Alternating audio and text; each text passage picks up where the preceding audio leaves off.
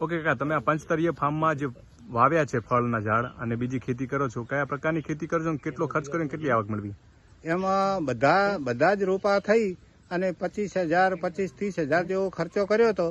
એમાંથી પપૈયા 40,000-1,000 વેચાણા છે અને સરગવાનો પાવડર પણ 2,000-2,500 જેવો એનો પાવડર પણ વેચ્યો છે. અને બાકીના ફળ તો બધા હવે જ શરૂઆત થાય છે. અને ઘઉં જે વાવું એ ઘઉં 1,600 રૂપિયે 20 કિલો વેચું છું. એટલે ઘઉં પણ સારા થાય છે, સરસવ પણ સારા થાય છે.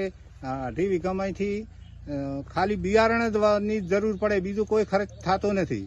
ખાલી 2-3 કિલો સરસવ વાયા હતા અને એના 10 બોરી સરસવ થયા અને એ બધા જ 1,800 રૂપિયાના ભાવે FPOમાં આપી અને એનું તેલ કાઢ્યું અને તેલ કાઢી અને બધું જ 4,500 રૂપિયા ડબ્બાનું પ્રમાણે વેચાણ કર્યું. હળદર પહેલા જ વર્ષે જે મેં વાવી હતી 30 કિલો લાવી હતી, 30 કિલો 60